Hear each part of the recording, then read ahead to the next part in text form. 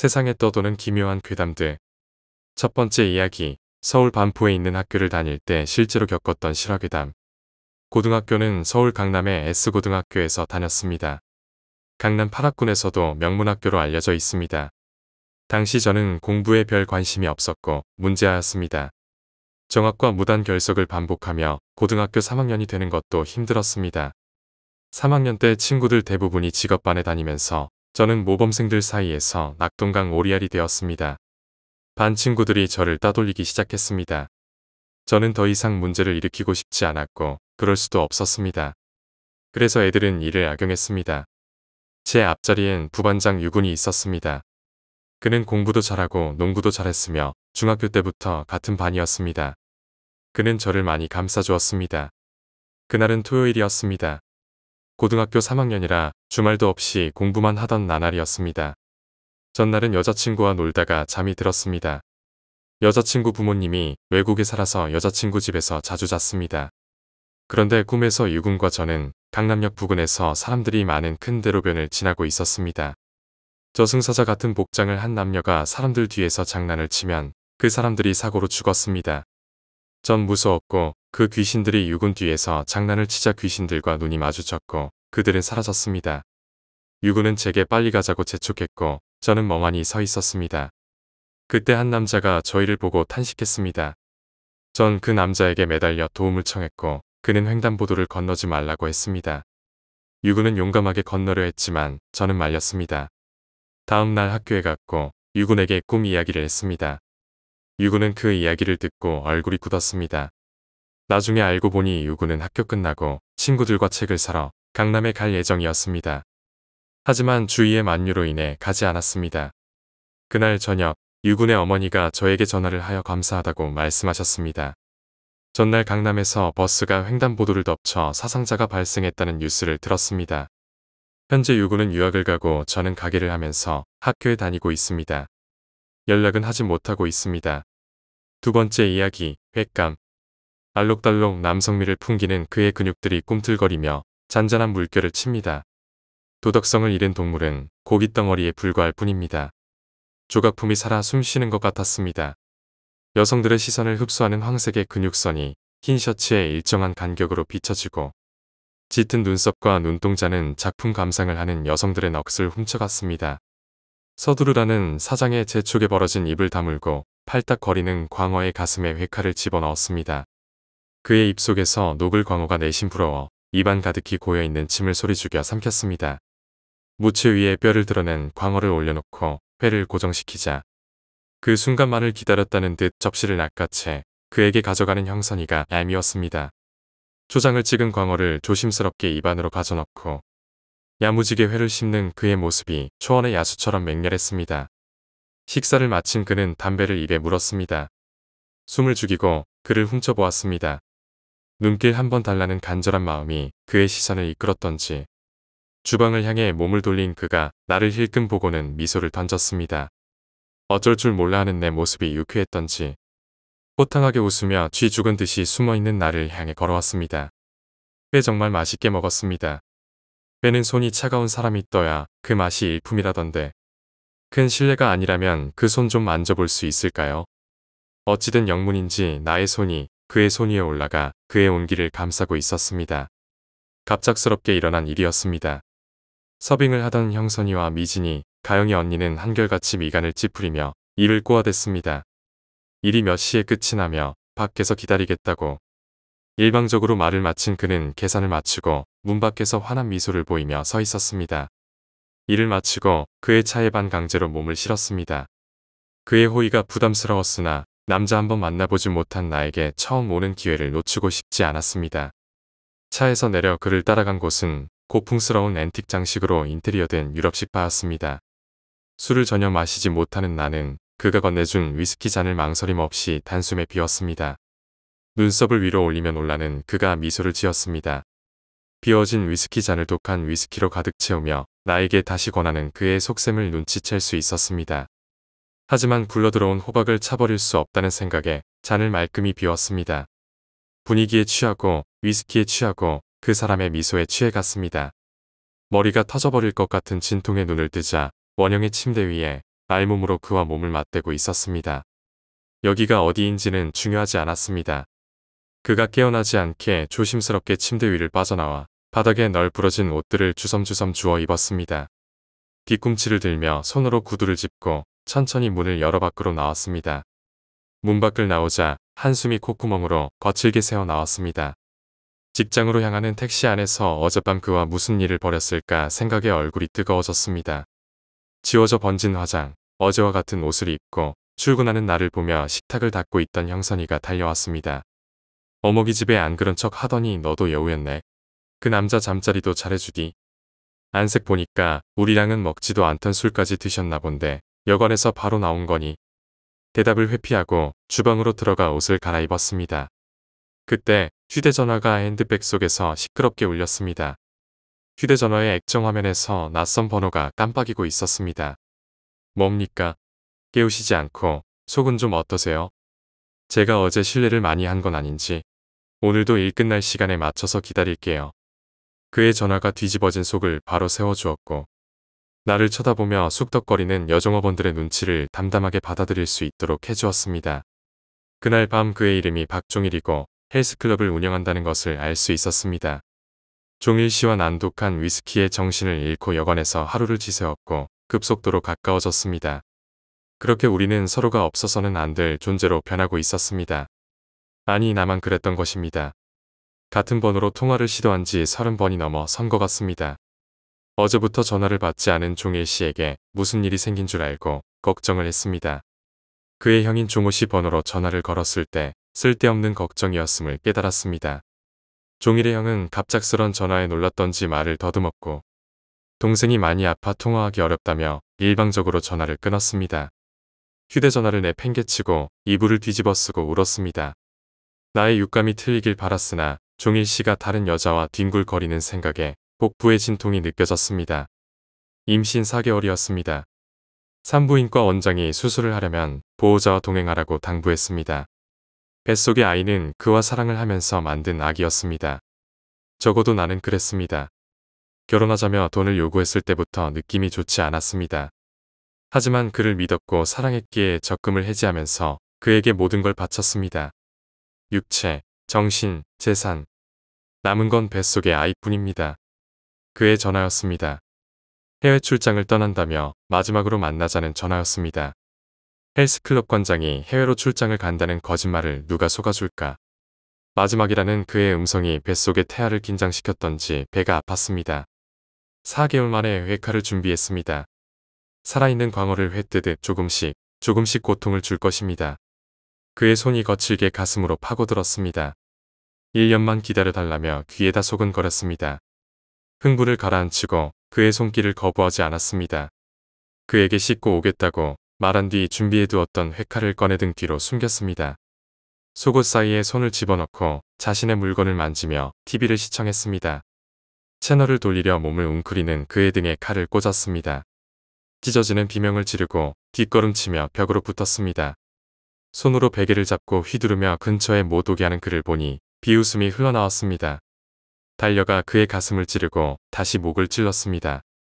검붉은 피가 그의 근육을 간지리듯 흘러내렸고 헐떡이며 반항을 하다 고개를 숙이며 숨을 거뒀습니다. 일을 너무 쉬었던 탓인지 칼날이 무뎌진 느낌이었습니다. 그의 아름다운 가슴 근육을 하나하나 오렸습니다. 운동만큼은 열심히 했던지 지방질이 없는 살들이 칼끝에 붙어 꿈틀거렸습니다. 죽은 지 얼마 안 된 사람의 근육도 꿈틀이는 것을 깨달았습니다. 알록달록 남성미를 풍기는 그의 근육들이 꿈틀거리면 잔잔한 물결을 칩니다. 도덕성을 잃은 동물은 고깃덩어리에 불과할 뿐입니다. 얼굴을 제외하고 모든 살들이 그에게서 떨어져 나왔습니다. 침대 위는 그를 떨어져 나온 살들이 거대한 회 접시를 방불케 했습니다. 얼마나 시간이 흘렀을까. 회를 쳐나가는 손이 힘겨웠습니다. 아직도 꿈틀대는 살점들을 보자 뱃속의 음식물이 입으로 역류했습니다. 광어나 도담이 우럭 등은 길어야 5분을 채 못 넘겼는데 종일의 몸은 몇 시간이 흐른 지금까지 꿈틀거리자 조금씩 불안해졌습니다. 종일은 자신의 꿈틀거리는 살을 뼈만 남은 몸으로 비그덕거리며 붙였습니다. 꿈틀거리는 살들은 종일의 몸에 붙어서 따로 출렁였고 그 괴기한 모습에 놀라 잠에서 깨어났습니다. 고개 옆으로 쓰러져 있는 종일의 몸이 보였습니다. 얼굴에만 살이 붙은 채 흉측한 모습으로 쓰러져 있었습니다. 꿈이 눈앞에 아른거리며 소름이 돋았습니다. 고개를 돌려 침대 위 종일의 살점을 보고 경악했습니다. 하루가 지난 지금까지 꿈틀거리며 침대 위를 기어다녔습니다. 주방으로 달려가 봉투를 찾아 꿈틀거리며 침대 위를 기어다니는 살점을 담기 시작했습니다. 종일의 뼈도 마디마디를 분질러 조각냈습니다. 몸 전체가 살점으로 꿈틀거리는 것 같아 몸서리쳤습니다. 커다란 봉투 2개에 가득 찬 살점들은 봉투 속에서도 꿈틀거리며 바스락 소리를 냈습니다. 버릴 곳을 서둘러 생각해야 했습니다. 온몸이 근질거려 미칠 것 같습니다. 봉투 2개를 양손에 들어 밖으로 나갔습니다. 새벽이라 거리 위에 사람들은 없었습니다.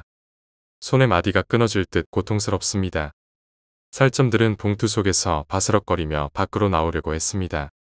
버려진 공장 앞 폐차들이 눈에 보였고 트렁크가 열리는 차들을 하나하나 찾기 시작했습니다. 2대의 차가 트렁크가 열리는 것을 확인하고 그중 큰 차의 트렁크에 살점들을 부었습니다. 거리 위에 버려진 박스 2개를 주워 집으로 돌아갔습니다. 종일의 얼굴은 바닥을 뒹굴 것 같았습니다. 아까와 같은 커다란 봉투 2개를 주방에서 가져와 조각난 뼈와 얼굴을 담았고 나머지 봉투에 종일의 옷과 피에 젖은 이불을 담았습니다. 몸 위를 살점들이 꿈틀거리는 것 같아 손으로 온몸을 더듬었습니다. 박스에 봉투를 하나씩 넣고 서둘러 폐차가 있는 곳으로 뛰었습니다. 아까와 같은 폐차의 트렁크를 열었습니다. 꿈틀거렸던 살점들의 세포가 죽었는지 더 이상 꿈틀거리지 않았습니다. 박스를 구겨넣고 힘겹게 트렁크에 문을 닫고 집으로 돌아왔습니다. 벽지 곳곳에 물들인 종일에 피가 꿈틀거리듯 시야를 흐렸고 힘이 빠져 그 자리에 누워 잠이 들었습니다. 초인종 소리에 잠에서 깼습니다. 종일의 형 종호가 문 밖에 서 있었습니다. 누구세요? 종일형 종호입니다. 종일이가 전화를 안 받네요. 여기 갔다 온다고 했는데 자는가 보죠. 깨워주실래요? 종일씨 집에 갔어요. 피곤하니 돌아가세요. 종일이 핸드폰 추적하니까 이 근처로 나오던데 안에 없나요? 피 묻은 종일의 바지에 휴대전화가 있었습니다. 휴대전화를 꺼놨어야 했는데 서둘러 잊어버린 것입니다. 암튼 없어요. 다른 데 갔나 보죠. 외국 간다는 사람이 외국에 갔을 텐데요. 외국이라뇨? 종일이가 그러던가요? 오늘 혜진씨 생일 아닌가요? 종일이가 혜진씨 생일 축하 파티 해준다며 며칠 동안 준비했는데 깜짝 놀라게 해주려고 장난했나 보네요. 종일이 오면 전화 좀 부탁할게요. 오늘 호텔을 예약해놔서 빨리 가봐야 해요. 이따 호텔에서 봐요 혜진씨. 뒤통수를 얻어맞은 기분이었습니다. 서둘러 피에 얼룩진 달력을 보았습니다. 11월 9일 생일이었습니다. 1년을 기다려달라는 종일씨의 말은 내년에 결혼하자는 말이었던가. 돈은 왜 빌려간 걸까? 어디서부터 꼬이기 시작한 걸까? 종일씨가 전화를 안 받았어. 몸이 참을 수 없이 간지러웠습니다. 몸 위를 종일씨가 더듬듯 간지러웠습니다. 며칠이 지났을까? 종호씨는 오늘도 찾아와 문을 두드린다. 내일에는 형사를 데리고 오겠다며 화를 낸다. 몸을 너무 많이 긁었나 보다 피가 멈추질 않습니다. 종일씨를 찾아와야 해 종일씨를. 피를 흘리며 힘겹게 일어났습니다. 뱃속에 아기가 죽었는지 배가 너무 아팠습니다. 아가 아빠 보러 가야지. 자지 말고 일어나. 폐차에서 역겨운 냄새가 풍겼습니다. 트렁크를 열자 종일씨의 살점들이 꿈틀거렸습니다. 다시 붙이면 살 수 있을지도 모른다는 생각에 뼈마디에 조각을 맞추고 꿈틀거리는 살점들을 정신없이 붙였습니다. 흐릿한 시야로 꿈틀거리는 것이 무엇인지를 알 수 있었습니다. 종일씨 몸에 덕지덕지 발라져 꿈틀거리는 살점들은 구덕이었습니다. 이대로 종일씨를 보낼 수 없다는 생각에 트렁크 안으로 들어가 문을 닫았습니다. 종일씨의 머리를 들어 뱃속의 아기를 보여주자 종일씨가 횟집 밖에서 나를 기다리며 보였던 미소를 짓는 것 같습니다. 구더기들이 꿈틀거리며 뱃속을 파고드는지 온몸이 간지럽습니다. 구더기들이 구멍난 배를 들락날락 거립니다. 너무 간지럽습니다. 세 번째 이야기, 귀소 본능. 어머니와 아내는 고부 갈등을 겪고 있는 다른 집들과 크게 다르지 않았습니다. 아내는 어머니의 잔소리를, 어머니는 아내의 버릇없는 행동을 고저질하면서 서로의 갈등을 해소하려 했습니다. 불같은 어머니 성격의 모든 일을 하나하나 따져야 하는 며느리는 눈에 가시였고 자신의 감정을 속이지 못하는 아내에게 밥부터 집안 청소까지 잔소리하시는 시어머니는 자기 자식만 챙기는 고지식한 어머니였습니다. 그 둘의 갈등보다 이러지도 저러지도 못하는 나의 갈등은 숨통을 조여왔습니다. 어머니 없는 자식으로 아내 없는 남편으로 살아가고픈 생각에 매일같이 술을 찾아다녔고 술을 찾아 밖에서 헤매는 나로 인해 고부간의 갈등은 풀 수 없는 상태로 악화되었습니다. 그런 그들의 관계가 잠시 주춤해지는 사건이 발생했습니다. 남편을 잃지 길고 독한 마음으로 자식을 키우려고 잔병 한 번 앓지 않던 어머니에게 노인성 치매가 찾아온 것입니다. 영감 어디 갔다 이제 왔수. 당신 없는 40년이 얼마나 길었던지. 허공을 보고 혼자 말을 하셨고 아버지 영정 사진을 품에 안으며 눈물을 흘리셨고 손에 잡히는 물건을 집어 던지시며 언성을 높이셨습니다. 처음에는 간단한 스트레스로 인한 신경성 장애로 여겨 심각성을 느끼지 못했지만 날이 지날수록 괴기해지고 무서워지는 어머니의 변화의 마지막 방법을 선택했습니다. 어머니의 두 팔을 헝겊으로 묶고 다리를 묶은 후 이부자리에 누워 계시도록 했습니다. 몸을 격렬하게 흔드는 어머니의 모습이 애처롭고 가슴 아팠지만 아내와 어머니를 위해 어쩔 수 없는 선택이었습니다. 기지개를 펴고 침대에서 일어나 주방으로 갔습니다. 쟁반에 어머니가 즐겨 드시던 반찬과 물, 밥을 올려놓고 어머니 방으로 들어간 난 쟁반을 놓치고 경악했습니다. 어머니는 벌겋게 충혈된 눈과 거친 숨을 내뱉는 코와 입으로 피를 흘리셨고 목은 옷걸이에 걸려 위태롭게 매달려 있었습니다. 서둘러 어머니를 옷걸이에서 내리고 수건으로 피를 닦아 억지로 물을 들이키게 했습니다. 어머니는 조금씩 의식을 찾기 시작하시며 죽일년을 외치셨습니다. 어머니의 팔과 다리에 묶인 헝겊을 풀어 이부자리에 눕히고 침대 위에서 과일팩을 하며 TV를 시청하는 아내에게 달려갔습니다. 단 한 번 화낸 적 없고 짜증 낸 적 없던 나였기에 아내는 문 앞에서 부릅뜬 눈으로 자신을 바라보는 남편이 의아스러웠습니다. 아내의 상체를 일으키고 멱살을 쥐어 잡았습니다. 숨이 막혔는지 아내는 컥컥거리며 손을 뿌리치려 했고 난 아내의 뺨을 정신없이 갈겼습니다. 아내의 얼굴에 눈, 코, 입이 뚫린 채 붙어있는 과일팩이 붉게 물들었고 아내는 소리 지르며 눈물을 흘렸습니다. 당신이 어머니 저렇게 만들었지. 아무리 그래도 그렇지 어머니를 저렇게. 이 나쁜 년. 손을 놓자 아내는 입안에 고여있던 침과 뒤섞인 검붉은 피를 바닥에 뱉으며 무서운 듯 노려보고 피가 흐르는 코를 벌렁이며 나의 뺨을 갈겼습니다. 당신 어머니 방에서 뭘 보고 왔는지 모르겠지만 어떻게 이럴 수 있죠? 어머니 치매 걸리시고 이제 좀 편히 살아보나 했더니 아내의 말이 끝나기 무섭게 벽에 걸린 원형의 플라스틱 시계를 보았습니다. 시계는 7시 24분을 지나가고 있었습니다. TV에서 7시 뉴스의 광고를 보며 눈을 감았습니다. 20분 정도를 졸았던 것입니다. 피에 젖은 과일팩을 벗으며 흐느끼는 아내에게 미안했고 죄스러웠습니다. 아내는 옷장에서 검은색의 커다란 여행 가방을 꺼내어 옷들을 주섬주섬 담았습니다. 무릎을 꿇어 아내의 치마자락을 잡았습니다. 여보, 정말 미안해. 아니, 차라리 날 죽여. 여보, 어머니가 방에서 목을 걸고 자살을 시도하셨나봐. 미안해. 자식 하나 못 낳는 여자는 여자도 아닌가요? 아니면 어머니가 치매에 걸리신 게 나 때문인가요? 아무리 화가 나고 힘들어도 착한 당신만 보고 지금까지 숨죽이며 살아왔는데. 아내는 옷을 가방에 집어넣는 걸 포기하고 침대 위로 몸을 던져 서럽게 흐느꼈습니다. 머릿속이 복잡했고 잠시 졸았던 20분의 시간이 원망스러웠습니다. 어머니가 두 팔과 두 다리가 묶인 채 옷걸이에 자신의 목을 거르려 했던 건지 내가 잠시 잠이 든 사이에 아내가 어머니 방으로 들어가 일을 꾸민 것인지 알 수 없었습니다. 어렵게 아내를 진정시키고 미안하다는 말을 수없이 반복했습니다. 아내는 고된 하루를 보내 몸이 지쳤는지 잠에 들었습니다. 아내의 얼굴이 검게 말라버린 피로 얼룩졌습니다. 얼마나 아팠을까.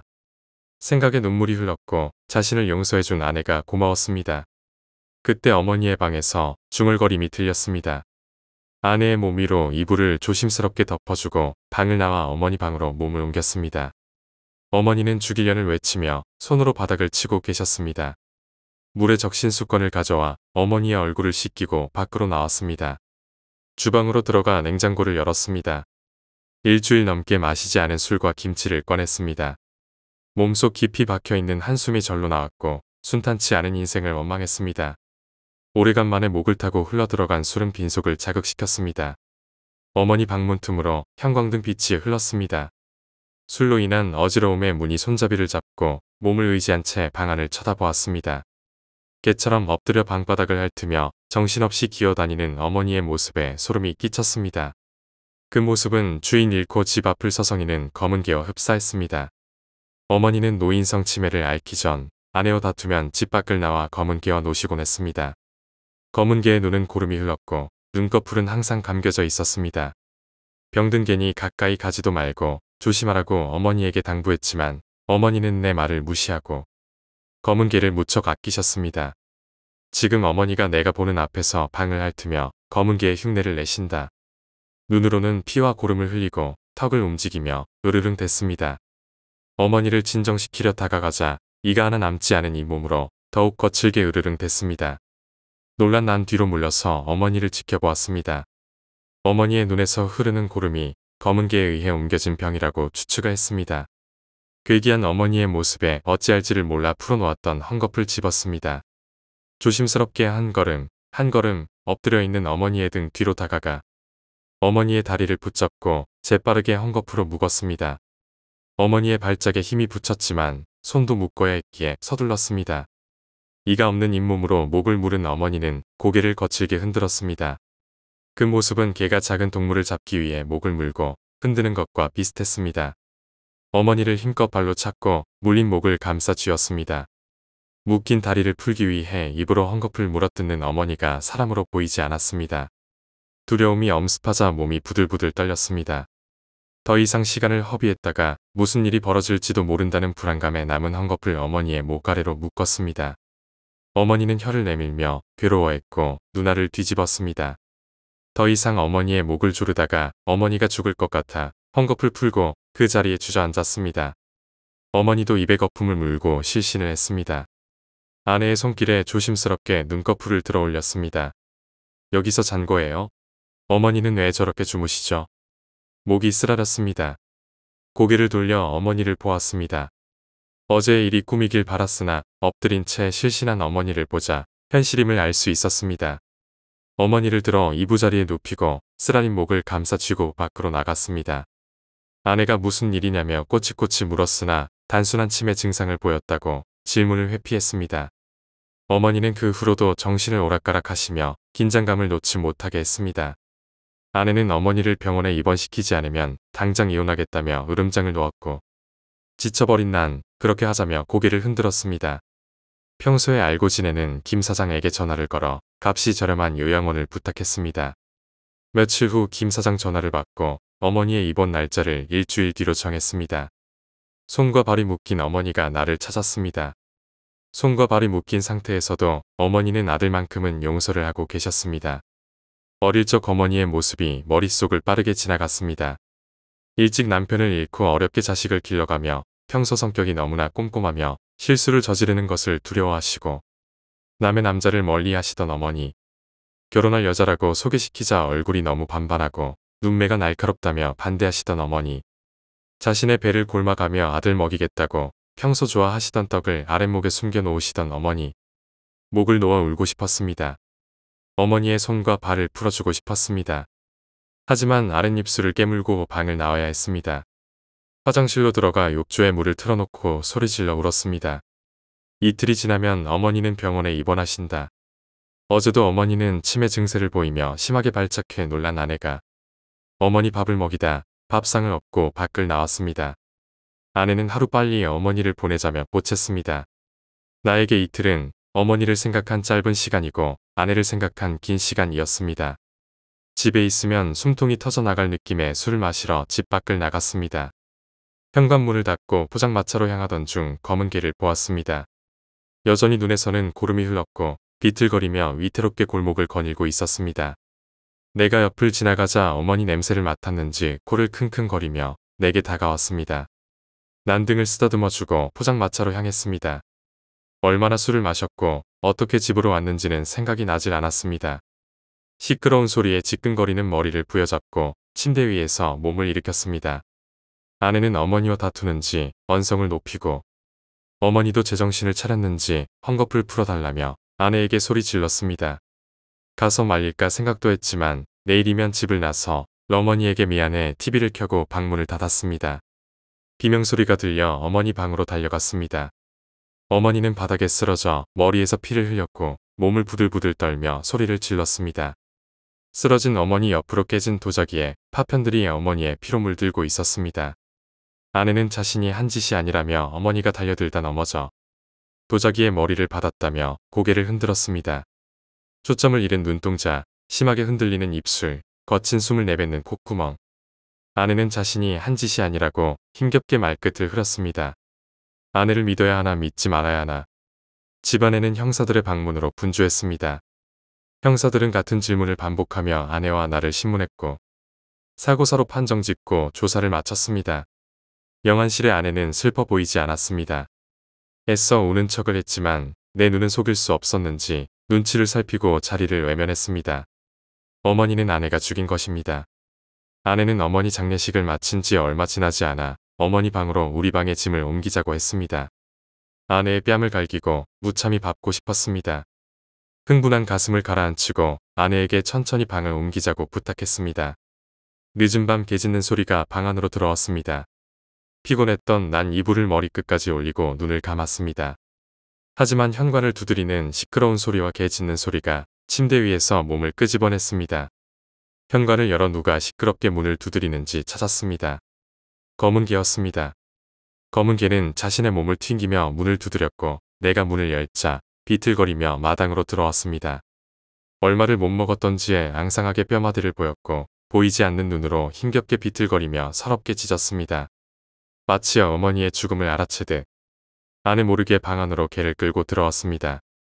아내는 어머니 방에서 TV를 보며 깔깔거렸고 그 웃음이 듣기 싫었던 난 아내가 있는 방의 문을 신경질적으로 닫았습니다.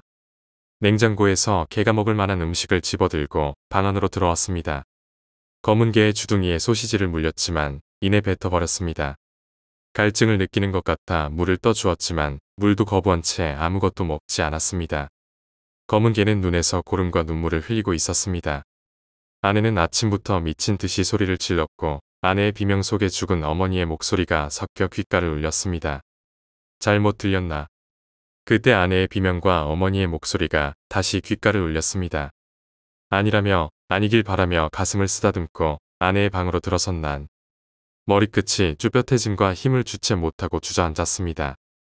아내는 바닥에 쓰러져 머리에서 피를 뿜어내고 있었습니다. 쓰러진 아내의 옆으로 마지막으로 남은 도자기가 깨져 아내의 피를 흡수하고 있었습니다.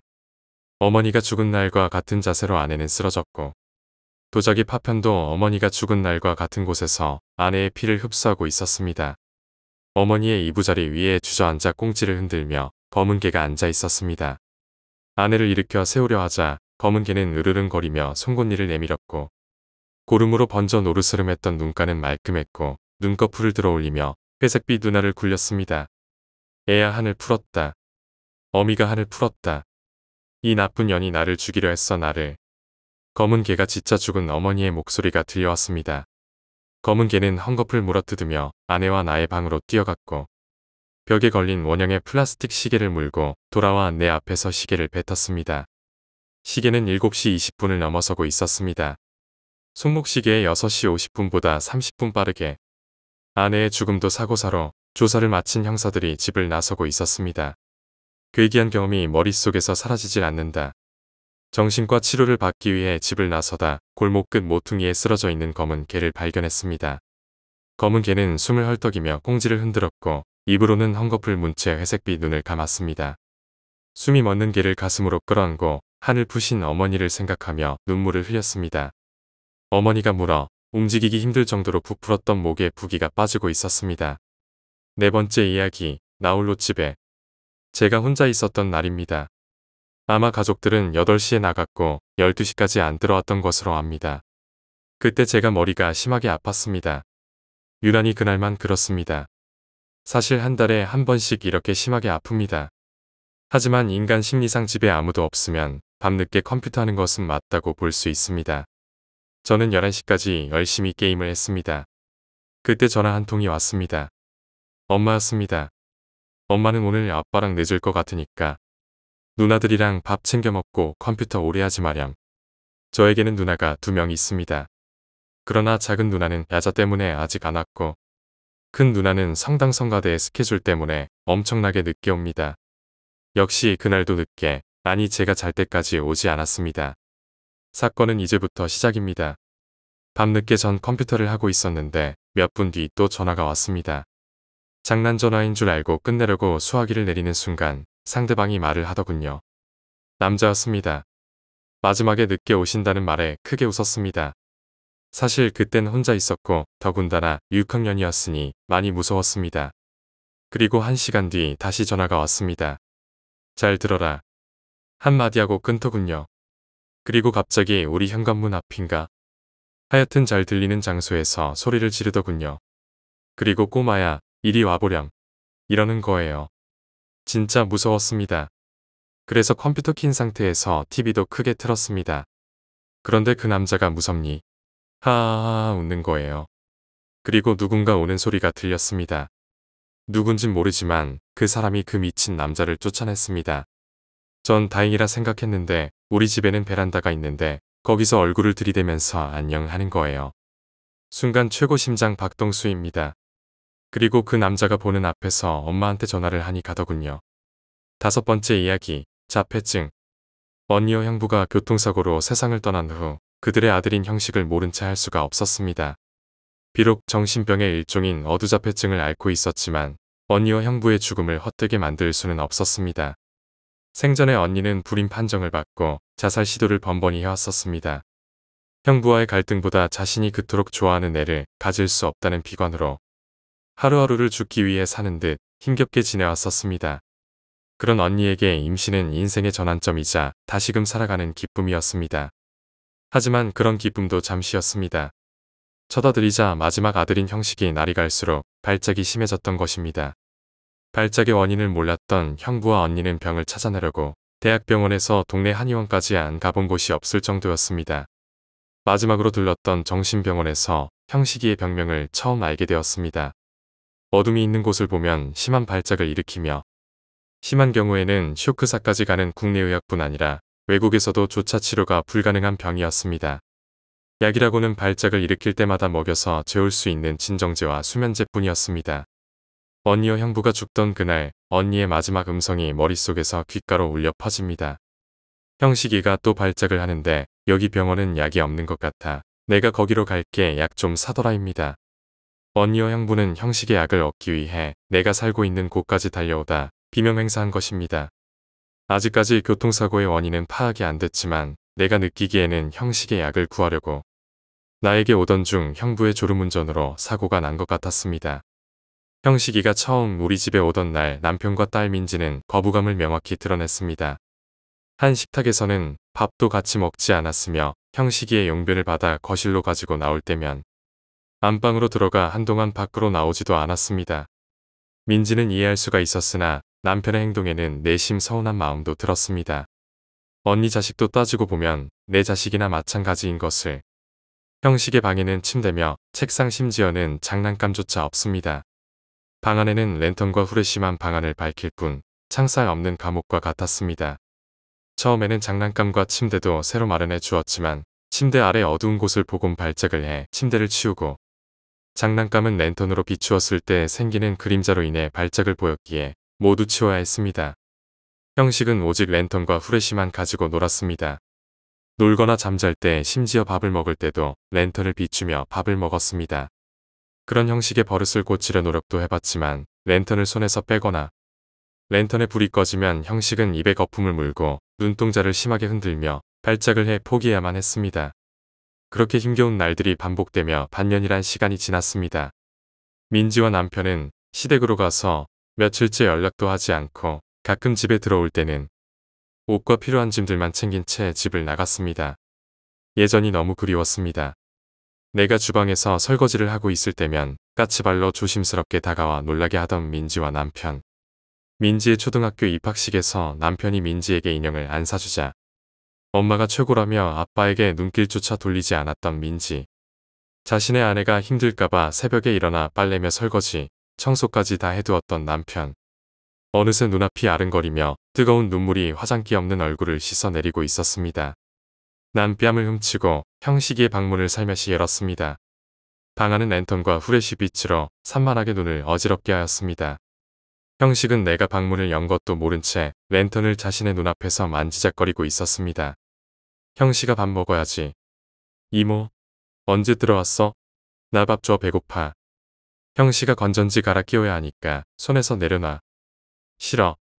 형식에게 밥을 차려주면서 머릿속이 복잡해지기 시작했습니다. 내 가족과 떨어져 살아가면서 형식을 키워야 하는지, 고아원이나 다른 곳에 입양을 시킬 방법은 없는지. 하지만 언니의 외모를 닮은 형식을 보면 언니가 떠올라 그 생각을 마음속으로 집어넣을 수밖에 없었습니다. 형식은 식탁 위에 음식물을 흘려가며 밥을 먹었습니다. 숟가락으로 밥을 뜰 때 밥그릇을 한동안 찾아가며 밥을 먹었습니다.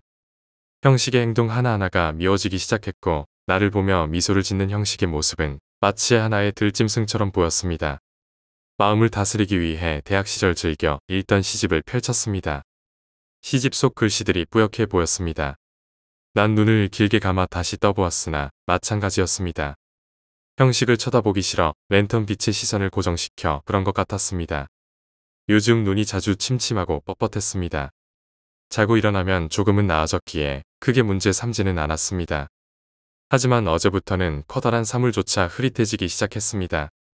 난 형식의 방문을 열어 형식이가 잠이 든 것을 확인하고 서둘러 집을 나와 안과에 들렀습니다. 언제부터 그랬죠? 지금은 많이 심각합니다. 왼쪽, 오른쪽 모두 마이너스입니다. 그리고 눈의 색이 많이 변해 있습니다. 검은색 망막이 회색으로 변했군요. 가슴속이 타들어가는 느낌이 들었습니다.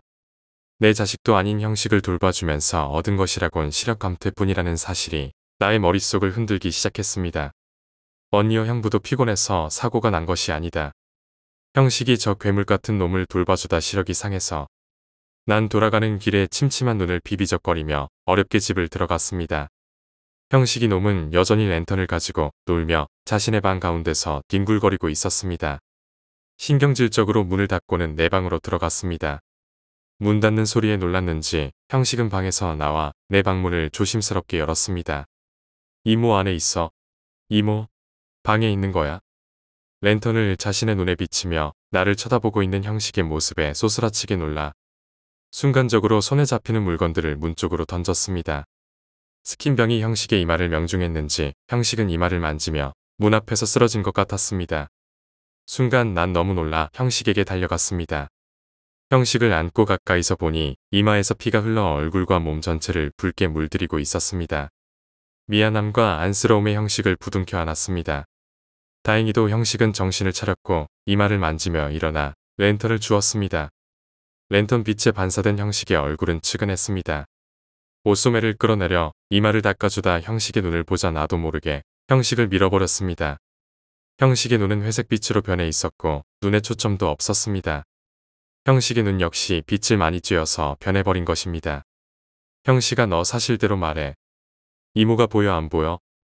너 사실대로 말 안 하면 이모 화낸다. 빨리 말하지 못해. 몰라 아무것도 안 보여. 밥 먹을 때도 밥그릇이 안 보인다 말이야. 형식이 밥을 먹을 때마다 자신의 그릇을 찾아 헤매던 기억이 떠올랐습니다. 아무 말도 할 수 없었습니다. 형식을 다시 품으로 끌어안고는 울기만 했습니다. 이 불쌍한 아이를 이렇게 버려둘 수는 없어. 내가 눈이 멀어진다 해도. 남편에게 전화가 왔습니다. 민지의 장례도 생각해달라며 이혼을 하자고 어렵게 말을 꺼냈고 짐을 싸두라고 부탁했습니다. 전화 수화기를 한동안 들고 있었습니다. 문 밖을 보니 형식은 머리에서 피를 흘리면서도 랜턴을 가지고 놀고 있는 것 같았습니다. 방금까지도 측은하고 불쌍해 보였던 형식의 모습이 다시 들짐승처럼 보였습니다. 침대에 일어나 형식을 자신의 방 안에 가둬두고 싶었지만 몸에 힘이 나질 않았습니다. 난 겨우 침대에서 일어나 형식을 자신의 방으로 들어가 쉬게 했습니다. 바닥에 떨어진 피들은 이미 굳어버렸는지 걸레로 잘 닦이질 않았습니다. 눈앞의 모든 것들이 뿌옇게만 보여 갑갑해졌습니다. 침대에 다시 눕자 형식의 목소리가 들려왔습니다. 이모 나 밥 줘 배고파입니다.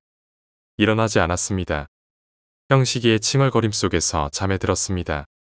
얼마가 지났을까 눈이 부셔 잠에서 깨어났습니다. 형식은 내 침대 위로 올라와 랜턴 한 개로는 자신의 눈을 또 다른 한 개로는 나의 눈을 비추고 있었습니다. 형식을 밀치고 소리를 질렀습니다. 형식은 내 모습이 재미있던지 다시 엔터를 비추었습니다. 난 주방으로 기어 나갔습니다. 흐릿해진 눈 때문에 일어설 수가 없었습니다. 손의 감각을 더듬어 칼을 찾았고 형식이가 있는 방으로 다시 기어 들어갔습니다. 하지만 형식은 어디로 갔는지 찾을 수가 없었습니다. 거실로 기어 나와 손을 더듬어 형식을 찾기 시작했습니다. 눈을 비벼댔지만 눈은 여전히 뿌옇게만 보였습니다. 형식이는 보이지 않는 눈으로도 이리저리 나를 피해 다녔습니다. 이모 배고파 나 밥 줘. 너 어디야 빨리 이리 안 와. 형식이의 목소리가 들리는 곳으로 귀의 감각을 집중시켰습니다. 그때 현관 쪽에서 문을 여는 소리가 났습니다. 난 현관 쪽으로 재빨리 기어가 형식이 등을 칼로 내리꽂았습니다. 형식은 소리 한 번 지르지 못한 채 현관 신발장에서 쓰러졌습니다.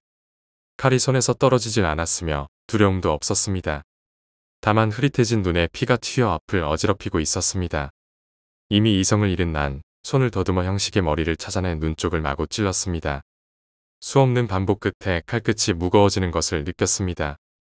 이성을 찾았을 때 이미 형식의 목은 난도질 끝에 목이 잘려 칼끝에 박혀 있었습니다. 난 다시 힘겹게 몸을 끌어 방을 찾아 들어갔습니다.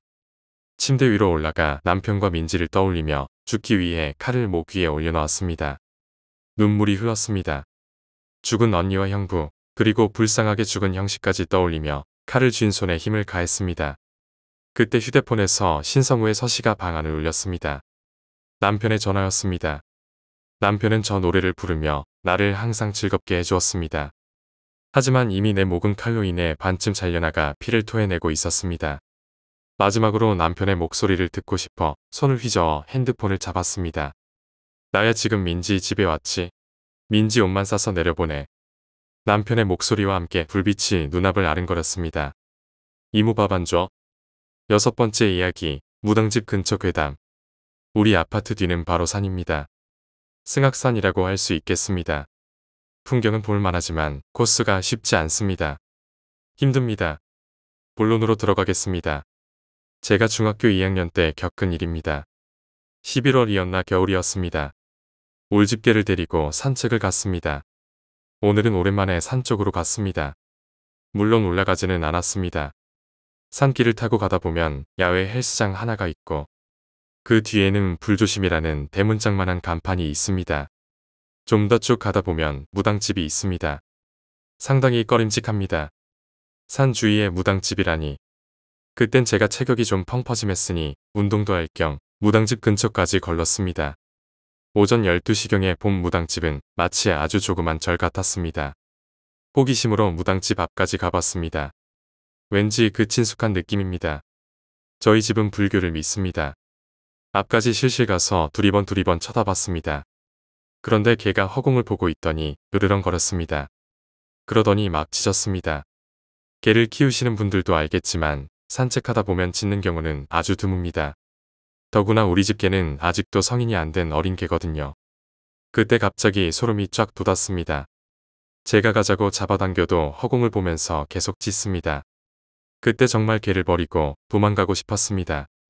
마음을 진정시키고 돌아오던 중 왠지 저기 야외 헬스장에서 쉬기로 했습니다. 야외 헬스장쯤에는 사람들이 좀 있습니다. 근데 헬스장 안에는 사람이 없었습니다. 잠시 쉬어볼까라는 식으로 올라가서 개를 묶고 헬스 기구 가지고 장난을 치다가 추워서 개를 데리고 집에 갔습니다. 그때 전 MP를 내려놓은 것을 까먹었습니다. 밤 11시가 돼서야 알았습니다. 고민하다가 결국은 어머니께 그 사실을 말했고 형과 저, 어머니는 고민하다가 밤 12시경에 산을 올라갔습니다. 저는 겁이 참 많습니다. 물론 밤 12시경에 산에 간다는 것도 아주 무서웠습니다. 옷을 입고 나갈 채비를 하였습니다. 아침에 가면 어르신이나 운동하시는 분들이 가져가서 말입니다. 저는 그때 정말 무서웠습니다. 그때는 무당집밖에 생각이 안 났습니다. 무당집까지 걸어가던 중 제가 그곳을 들어간 생각이 났습니다. 그때 무슨 생각을 했는지 헬스장 간 것은 생각이 안 났습니다. 그래서 제가 어머니에게 무당집 앞까지 간 것 같습니다라고 하니 어머니는 아무런 멈춤도 없이 당당히 걸어가셨습니다. 우리 어머니는 겁이 없으신 분입니다. 이윽고 무당집 앞까지 왔습니다. 지금 생각해도 생생히 떠오릅니다. 무당집 앞에 개는 짖고 종은 땡땡거리고 나무에 묶인 이상한 천들은 바람에 휘날렸습니다. 어머니는 아무런 그것도 없이 들어가셨고 형과 저도 들어갔습니다. 정말 무서웠습니다. 그때부턴 생각이 잘 안 납니다. 그때 생각나는 것은 그냥 아무것도 없었고 무당집을 나와 다시 집에 간 것만 생각이 납니다. 상세한 부분은 어머니께 들었습니다. 그 무당집에 들어가서 조심스레 가던 도중 제가 그 자리 멈춰서는 허공을 쳐다보고 있었습니다. 어머니가 저에게 말을 걸어도 대답은 하지 않았습니다. 계속 허공만 바라보고 있었다고 하셨습니다.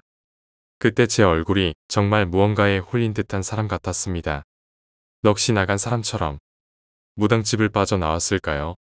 어머니는 저에게 도대체 어디냐라고 말하니 저는 계속 무당집이라고 반복했습니다. 저는 그런 말을 한 생각이 없는데 결국은 그 무당집 주위를 빙빙 돌다가 집으로 돌아가던 도중 그 헬스장이 탁 하고 생각이 났습니다. MP는 찾았습니다. 그 뒤로 집에 가서 욕을 실컷 들어먹고 잠을 잤습니다. 근데 왜 이렇게 잠이 안 오는지요? 저는 잠이 많은 놈인데 정말 잠이 안 왔습니다. 방금 전까지만 해도 아주 수없이 걸었고 또 피곤할 텐데 저는 그때 새벽 4시경에 잠을 청했고 아침에 일어났습니다. 그런데 중요한 건 우리 어머니군요. 그날 밤 어머니가 꿈을 꾸셨습니다.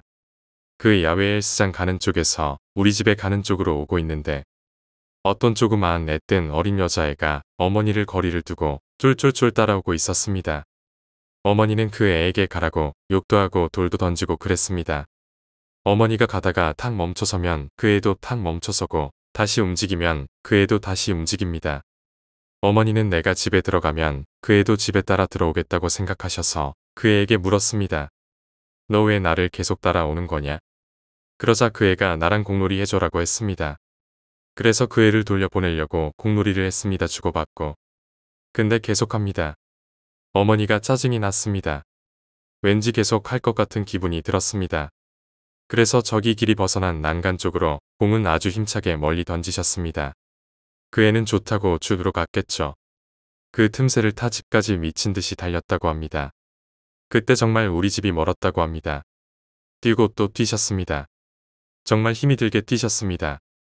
기윽고 어머니는 우리 집에 도착하셨고 꿈에서 깨셨습니다. 그런 기이한 일이 일어난 뒤로 어머니는 꿈자리가 너무 이상해서 일요일날 절에 가셔서 많이 아시는 스님 한 분에게 물어보셨습니다.